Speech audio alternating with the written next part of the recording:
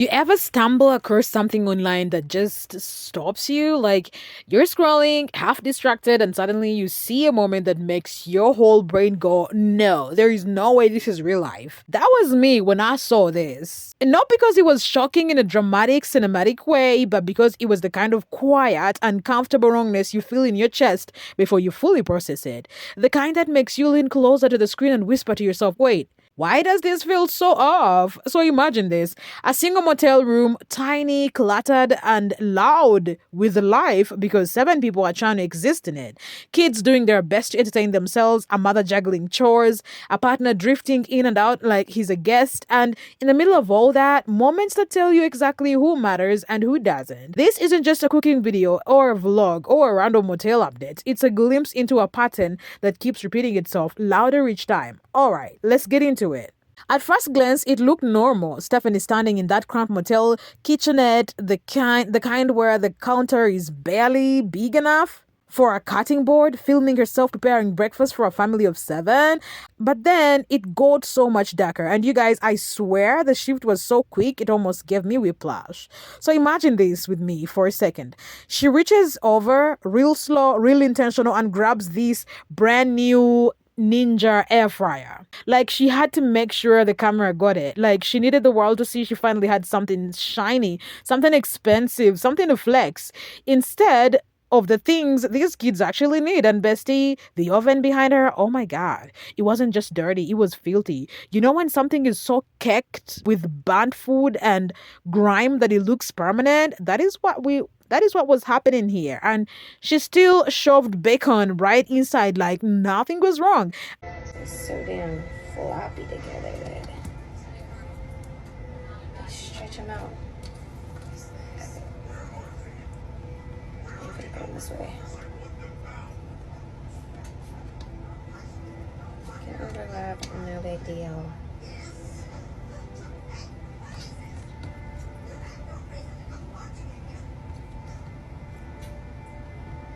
That Momo smacking, that's adorable.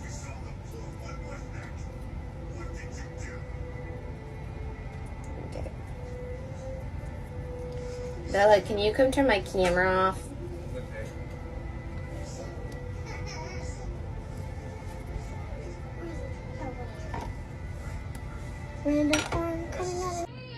Mama's, if you just give me 2 more minutes, honey.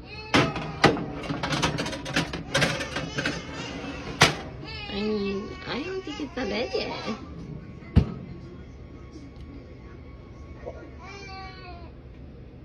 Air fryer bacon. I know, Mama, you're thirsty, honey. I know, hold on. I'm sorry, but priorities? Because if we're ranking what's urgent in that space, an air fryer is not beating cleaning an oven or creating a safe cooking area for 7 people. And then suddenly, like clockwork, Drew strolls into the frame. Not rushed, not surprised, just perfectly timed. As if he knew the camera was rolling and this was his moment. Stephanie tells him she hasn't made this dish in a while. And keep in mind, we're talking about cheese, eggs, cream, and bacon. Nothing complicated, but the way she said it, the tone, the softness, you could feel her trying to pull him in, trying to make him feel needed, almost like she wanted him to play supportive boyfriend for the audience. And the moment, the literal second he said if he could help, oh my god, her face did not just brighten, it just burst open. This exaggerated, wide-eyed, breathless grin spread across her face like someone had handed her a lottery ticket. It wasn't a casual smile, it wasn't normal happiness. It was the kind of reaction you see from someone who has been starving for attention and suddenly gets the smallest crumb and clings to it like oxygen. Then she adds this little overlay text. I get that this is a longer video, but I have been enjoying leaving the videos as is. It's more realistic that way. It's not sped up to impress and catch attention. It's life enjoyed in the moment. That's how we have it. So we want some of that. Hold it. Don't you touch that cream, you need eggs. Don't you touch that cream, you need eggs. I'm just touching it. And then you just crack this egg Into its little spot. into this hole. Oh dear Lord. That's a freaking... Where did it go? This is real. freaking fountain.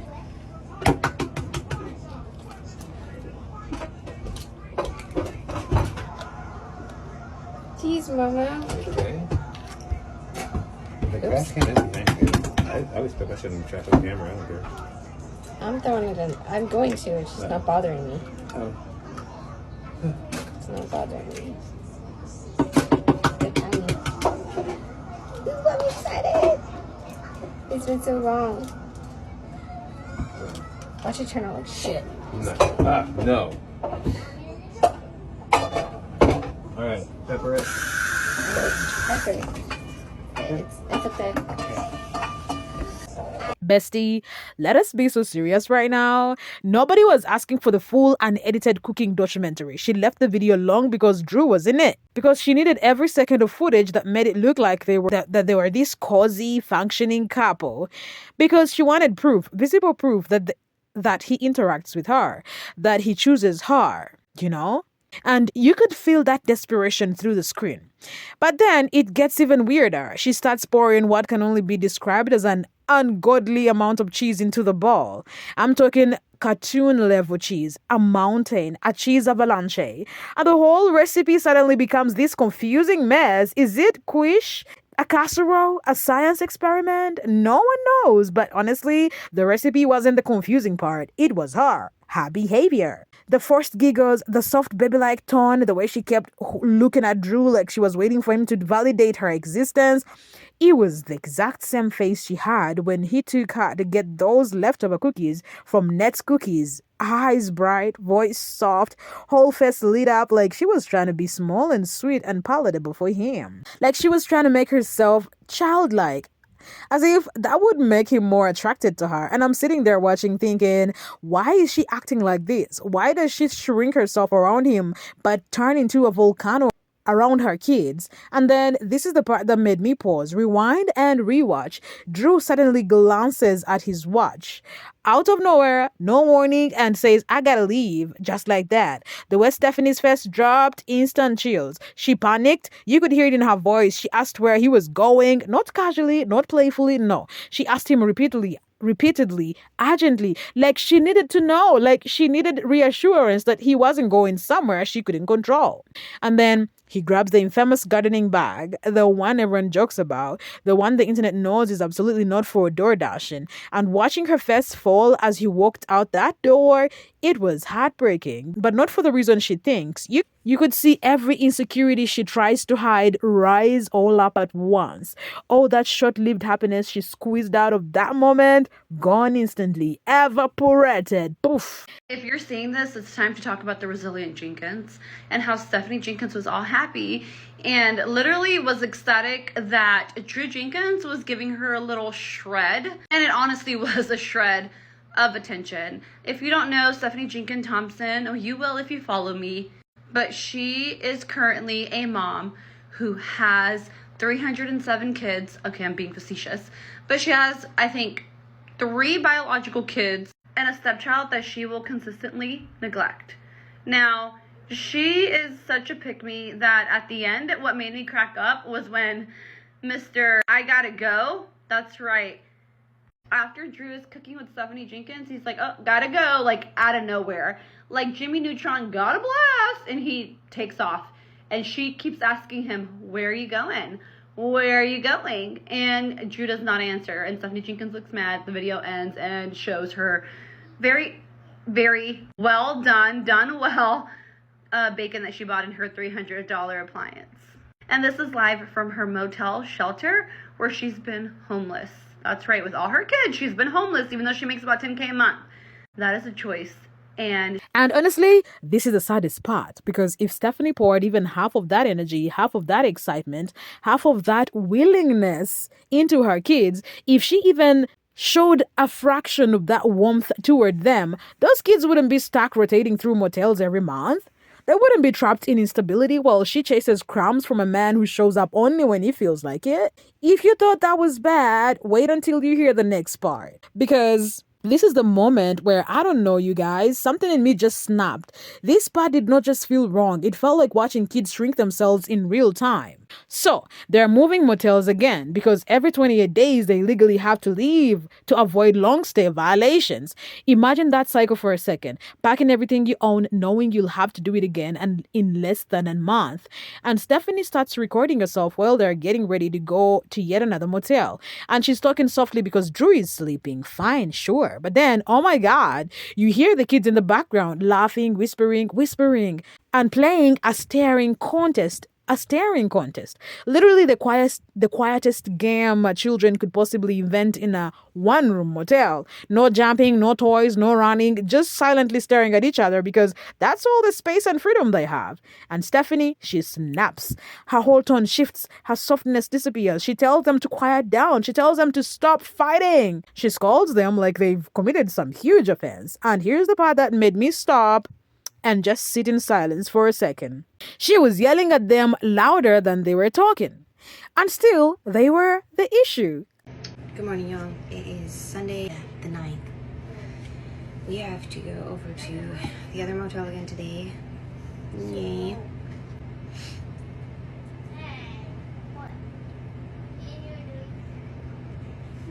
Always going on with my hair. Can't even care. Generally, we don't have to go over there till like mid-afternoon, so we kind of just chill it in the mornings. Talking a little bit quiet because Drew's asleep right now. But what about a competition? Staring? Okay, quiet down about it. Y'all need to stop. Fucking fighting when your dad's trying to sleep. Anyways. Like, imagine being a child living in a single room with 6 people. Yeah? No privacy, no outdoor space, no friends coming over, nowhere to play, nowhere to be loud or silly or creative. Whisper a game with your siblings, and even that is too much? These kids are literally inventing silent games to cope with their situation. They are trying to survive childhood in the smallest, quietest way possible, and somehow even that is punishable. And then Stephanie says they need to keep it down because their father is sleeping, except he's not their father. Their actual father, the father of the 2 youngest kids, is in jail. Stephanie is still married to him legally. Drew is only the father of 1 child, Deshaun, and even then, this is the man who played a part in leading them into homelessness. So why is she yelling at the kids like they owe him peace, like they owe him silence, like they're responsible for comforting a man who has contributed nothing but instability to their lives? This is where everything shifts, because when she talks to Drew, she's soft, she's sweet, giggly, careful, like she's trying to win his approval every second she can. But with her kids, there is sharpness, irritation, annoyance, almost resentment. And I don't say that lightly, but watching her, you feel it. It's like she looks at her kids and sees obstacles, burdens, disruptions, and that feeling, that is terrifying. Then she casually mentions this is their 8th move. 8th! Meaning these children have been homeless for 9 months. 9 months of parking, 9 months of uncertainty, 9 months of living on top of each other in a single motel room. And she says it like it's a quirky vlog update, like it's content. Then she shows the outside of the motel room, Amazon packages everywhere, things strangers donated, people trying to help the children. She says she's almost crying, but there is no real gratitude, no genuine thank you. It's almost like she feels entitled to the gifts. Meanwhile, she rarely buys her kids anything herself. She waits for strangers to buy essentials so she can spend her own money on air fryers or Drew, or things that involve that very famous gardening bag. That one. What the heck? What the?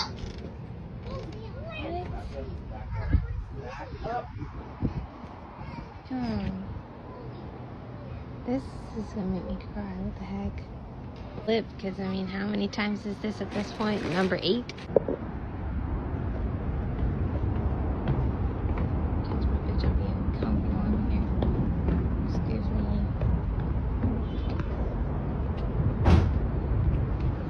Really? We got it that good this time, huh?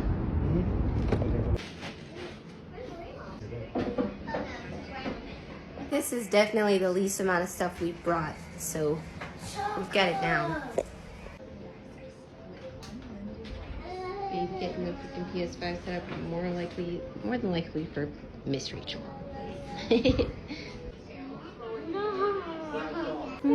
That better?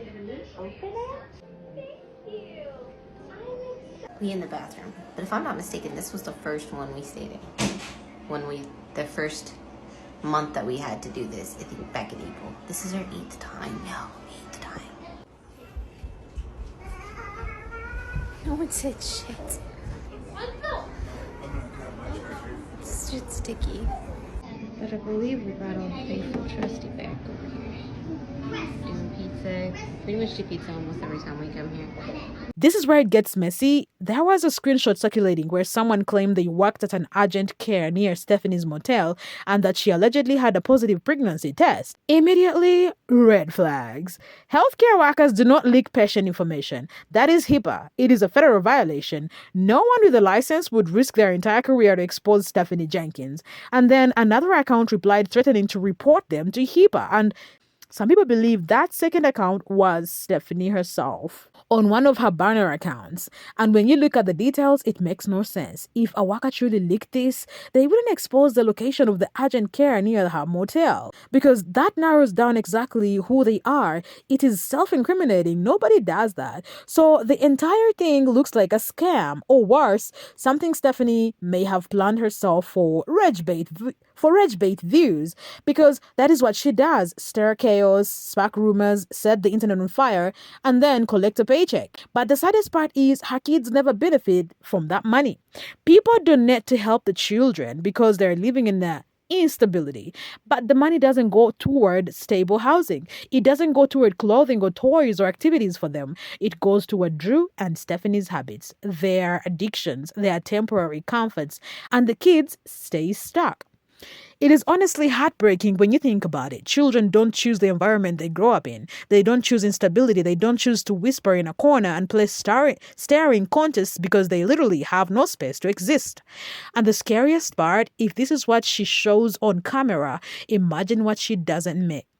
Imagine what doesn't make it online. It just makes you wonder, how much more are these kids dealing with behind closed doors? Stephanie chooses every single day to prioritize being a partner over being a parent, and the cost of that choice isn't paid by her. It is paid by her children. So now we're left with one question. How much longer do these kids have to live like this before someone steps in? Because clearly CPS doesn't see anything wrong, and the internet is watching all of this unfold in real time. What do you guys think? Because this is one of the wildest, saddest situations I've ever seen online. Let me know your thoughts down below. I am still processing, and honestly, this story, it is not leaving my mind anytime soon.